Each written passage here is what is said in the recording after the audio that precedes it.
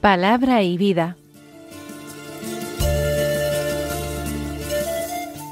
Con el padre Manuel Horta, desde Sevilla.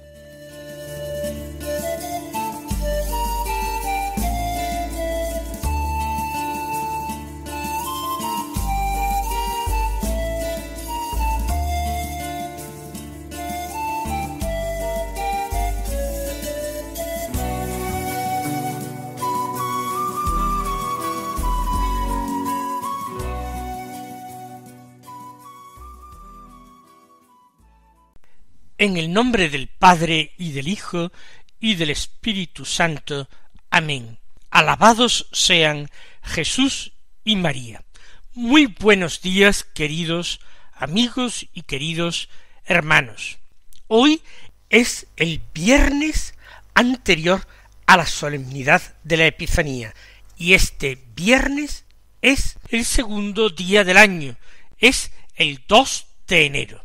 Con este año recién comenzado, nosotros tenemos que orar con particular fervor, pidiendo al Señor gracia para vivir santamente cada uno de sus días, cada una de sus horas y de sus minutos. Tenemos que pedir gracias al Señor de esa perfecta conversión interior, esa perfecta conversión a la santidad que implicará el vivir intensamente el mandamiento del amor a Dios sobre todas las cosas y del amor a nuestro prójimo como a nosotros mismos.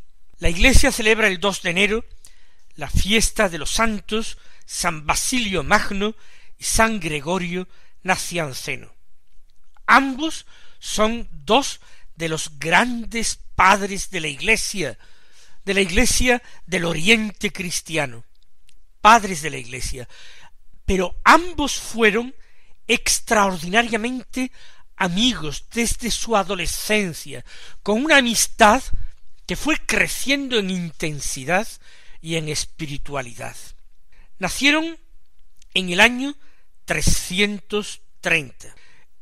Basilio nació en Cesarea de Capadocia, mientras que Gregorio debe su nombre nacianceno a haber nacido cerca de la ciudad de Nacianzo. Esto está situado en lo que hoy es Turquía. Ambos llegaron a ser obispos. Basilio en concreto procedía de una familia cristiana, una familia que tuvo que educarle extraordinariamente bien, y con una elegancia y con una fe que llamaban la atención. Era un hombre de gran cultura, de gran inteligencia, pero también y sobre todo de gran virtud. Como tantas personas en su época, se sintió atraído por la vida monástica y se retiró al desierto para practicar la vida eremítica. Sin embargo, en el año 370, cuando contaba con 40 años, fue elegido obispo de su ciudad de Cesarea. Entonces era frecuente buscar a los obispos precisamente en los desiertos, en los monasterios, pensando que lo mejor era tener obispos santos, antes que obispos que tuvieran muchas cualidades humanas para el gobierno, para la relación con las autoridades políticas. Se buscaba la santidad en un obispo, se buscaba la familiaridad con Dios. Por eso no era extraño estos monjes sacados de la soledad y llevados a la silla episcopal. Tuvo que enfrentarse al arrianismo, una herejía peligrosa que trataba de situar a Cristo Jesús un escalón por debajo de Dios Padre, creado por Dios, no engendrado por Dios. Escribió también otras obras de espiritualidad, de teología, y una regla monástica que todavía se practica en el Oriente cristiano. Murió el día 1 de enero del año 379, cuando contaba tan solo 49 años de edad. Mientras que Gregorio acompañó a Basilio para llevar vida eremítica. Ambos quisieron seguir juntos y darse a las mismas cosas. Fue más tarde hecho sacerdote y obispo, y en el año 381, con 51 años, mucho después que Basilio, ya había muerto Basilio hacía 2 años, su amigo Basilio, cuando él fue elegido patriarca de Constantinopla, el cargo más importante de la Iglesia oriental. Pero, precisamente por culpa del arrianismo, estaba la situación enrarecida. Había grandes divisiones en esa iglesia, y él se terminó retirando a su ciudad natal, o cerca de su ciudad, a Nacianzo, y allí murió también en enero del año 389 o del año 390, no estamos seguros, en torno a los 60 años de edad tenía cuando murió, 59. También escribió una serie de obras doctrinales teológicas importantísimas, de tal manera que fue llamado, incluso en su tiempo, Gregorio el teólogo. Vamos a escuchar ahora la palabra de Dios que estos 2 santos padres de la Iglesia meditaron primero en la soledad del desierto y después en medio de las dificultades, de los trabajos y ocupaciones, del servicio a la Iglesia al frente de sus respectivas diócesis. Leemos en el Evangelio de San Juan, el capítulo 1, los versículos 19 al 28, que dicen así: Este es el testimonio de Juan cuando los judíos enviaron desde Jerusalén sacerdotes y levitas a que le preguntaran: ¿tú quién eres? Él confesó y no negó. Confesó: yo no soy el Mesías. Le preguntaron: entonces, ¿qué? ¿Eres tú Elías? Él dijo: no lo soy. ¿Eres tú el profeta? Respondió: no. Y le dijeron: ¿quién eres? Para que podamos dar una respuesta a los que nos han enviado. ¿Qué dices de ti mismo? Él contestó: yo soy la voz que grita en el desierto: allanad el camino del Señor, como dijo el profeta Isaías. Entre los enviados había fariseos y le preguntaron: entonces, ¿por qué bautizas si tú no eres el Mesías, ni Elías, ni el profeta? Juan les respondió: yo bautizo con agua, en medio de vosotros hay uno que no conocéis, el que viene detrás de mí, y al que no soy digno de desatar la correa de la sandalia. Esto pasaba en Betania, en la otra orilla del Jordán, donde Juan estaba bautizando. El texto que hemos escuchado del capítulo 1 de San Juan se sitúa inmediatamente después del prólogo de San Juan, que también nosotros meditamos. Es la primera parte histórica, así podemos decirlo, del Evangelio de San Juan. Comienza este Evangelio con el testimonio del otro Juan, del Bautista, cuando dice: los judíos enviaron desde Jerusalén sacerdotes y levitas a que le hicieran una pregunta. Posiblemente fueron también sacerdotes, pero normalmente la más alta jerarquía sacerdotal de Jerusalén no querría comprometerse con una aparición pública en el desierto a orillas del Jordán. No querrían comprometerse porque había la posibilidad que lo de Juan terminara mal, y ellos no querrían que se uniera su nombre o su entusiasmo al del movimiento del Bautista. También podría ser que los romanos tomaran a mal ese movimiento y quisieran aplastarlo, y los sumos sacerdotes y la gente rica, los que tenían más que perder, no querrían que se mezclara su nombre con esto, para no verse comprometidos tampoco ante las autoridades romanas. Por eso enviaron levitas, es decir, ayudantes de los sacerdotes, y otros sacerdotes, imaginamos que de menor rango, a que le preguntaran a Juan, ¿tú quién eres? Porque ellos piensan que Juan tiene que ser algo importante seguramente. Lo que está suscitando Juan y los centenares o quizás millares de personas que acuden donde él a confesar sus pecados y a recibir su bautismo, eso debe deberse a algo. Es posiblemente Dios quien está actuando en la predicación y en las obras que realiza Juan. ¿Tú quién eres? Y él no se niega a contestar. Confesó y no negó, quiere decir que no rehusó dar respuesta a quien le preguntaban. Antes, al contrario, él quiso confesar, aunque su confesión fuera negativa: yo no soy el Mesías. Porque esto es quizás lo que estaban sospechando las autoridades de Jerusalén, lo que sospechaba mucha gente del pueblo. Y Juan no quiere que nadie se sienta engañado, no quiere despertar unas falsas expectativas. Yo no soy el Mesías. Qué agradable sería humanamente para él hacerse pasar por el Mesías, recibir el homenaje, el amor, el seguimiento, la admiración de la gente, como si él fuera el Mesías. Pero él sabía perfectamente que no lo era, sino que el Señor le llamaba a preparar el camino al Mesías. Entonces le insistieron, volvieron a preguntarle: entonces, ¿qué eres?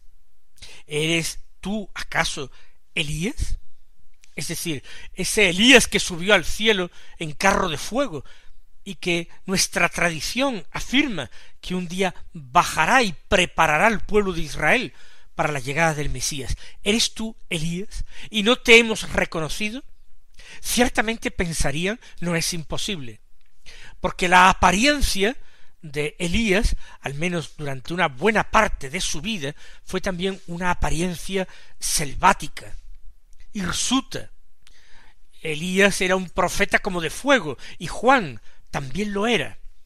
Era alguien que encendía a las multitudes con su palabra, que no se callaba, que decía las verdades a quien fuera necesario decírselas. Un hombre valiente, un hombre libre, un hombre que vivía en la verdad, un hombre inspirado, un hombre que realmente escuchaba a Dios. ¿Eres tú Elías? Pero él dijo: no lo soy. Conviene que nos preguntemos, ¿acaso se da una contradicción entre Jesús y Juan Bautista? Porque Jesús, hablando de su pariente, de su primo Juan Bautista, dijo: ¿este es acaso un profeta? ¿Salisteis al desierto a ver un profeta? Y el Señor mismo se contesta: sí, y más que un profeta. Este es Elías que había de venir.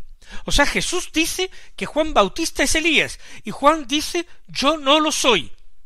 No hay contradicción. Juan Bautista dice que no es Elías en una identidad personal. No es el mismo hombre, el mismo profeta que subió al cielo. Él, Juan, no ha bajado del cielo. Él no ha subido jamás a un carro de fuego. Él tiene por madre a Isabel y por padre al sacerdote Zacarías. Él es un hombre más. Por tanto, yo no soy Elías.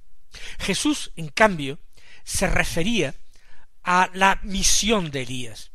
Juan Bautista es Elías en el sentido de que está llevando a cabo la misión que se atribuía a Elías. Es figura de ese Elías que tenía que venir. Ahí lo tenéis, es Juan Bautista. Pero el Señor no pretende enseñar ni afirmar que haya una identidad personal, que sean idénticos los dos personajes, la misma persona, Elías y Juan Bautista. No, Juan Bautista es el Elías que esperaban los judíos, el Elías, no Elías en persona. De cualquier forma, como hemos visto, él rehúsa esa identificación y le vuelven a preguntar: ¿eres tú el profeta? Y respondió: no. Se habla de un profeta. No sabemos exactamente a quién se refieren. De hecho, se habla en los profetas de dos testigos enviados por Dios para profetizar la llegada del Mesías.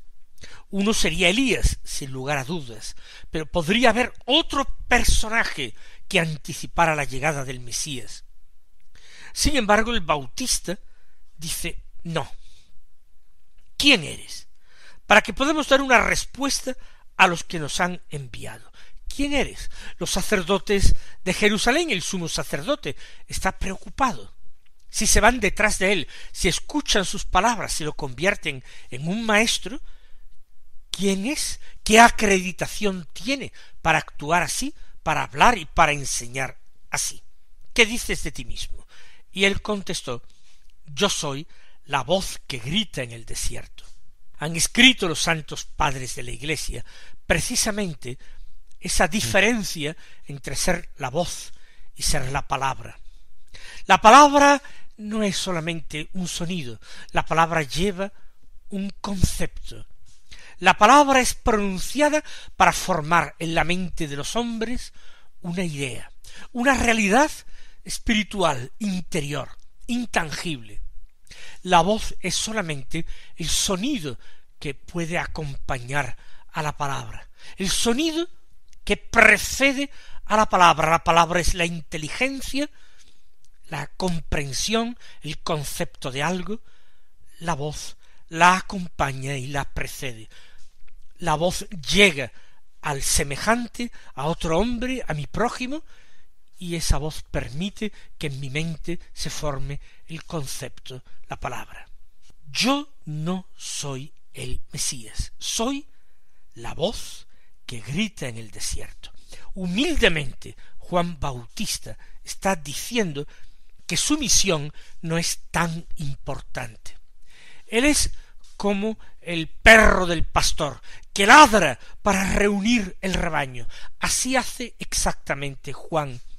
Él grita, él vocea, él proclama para reunir ese rebaño disperso de hijos de Dios.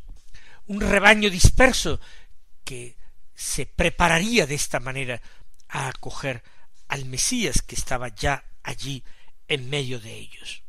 Soy la voz del que grita en el desierto. Y añade: allanad el camino del Señor, como dijo el profeta Isaías.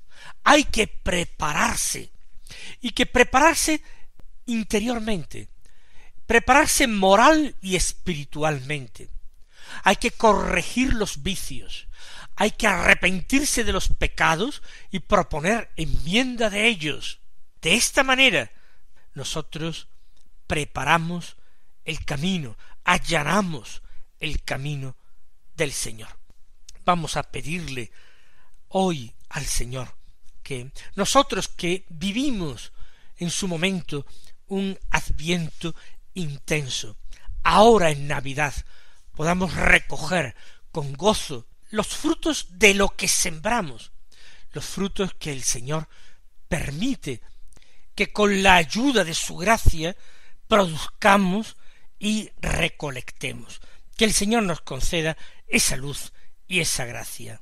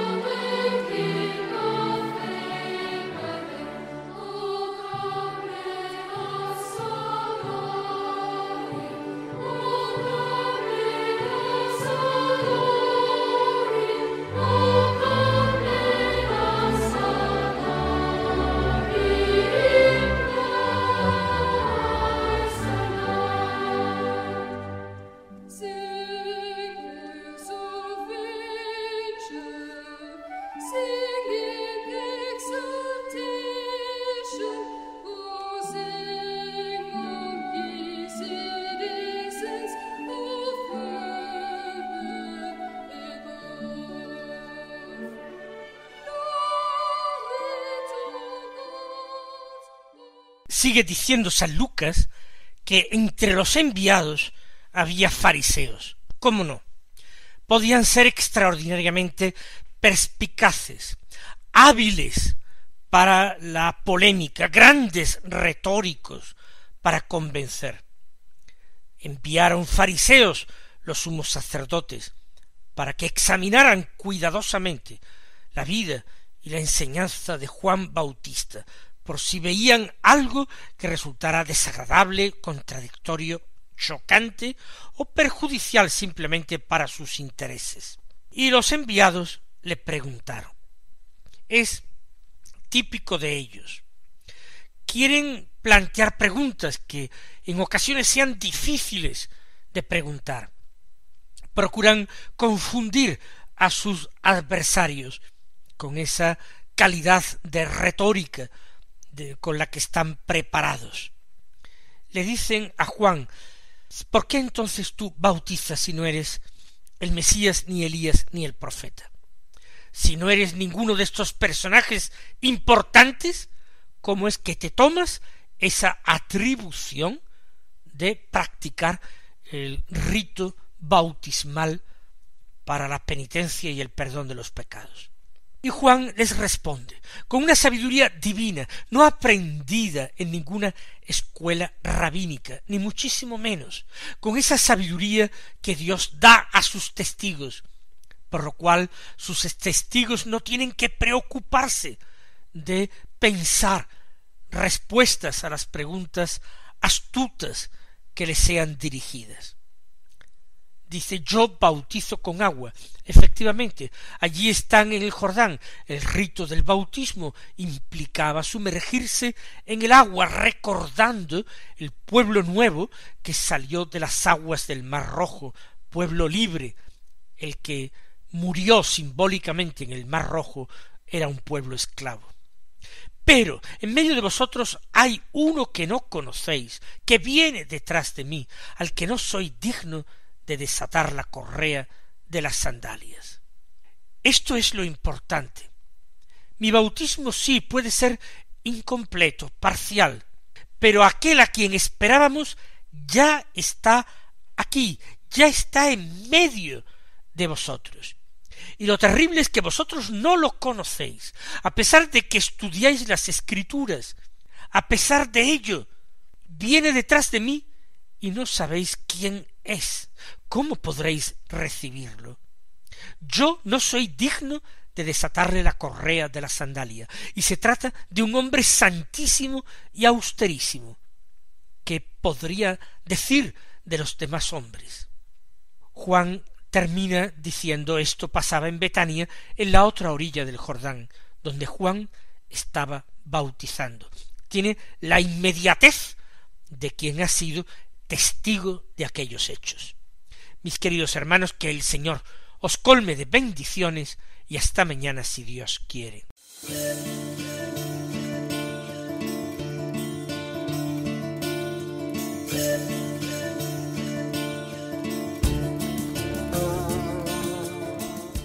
Han escuchado en Radio María Palabra y Vida, un programa que dirige el Padre Manuel Horta.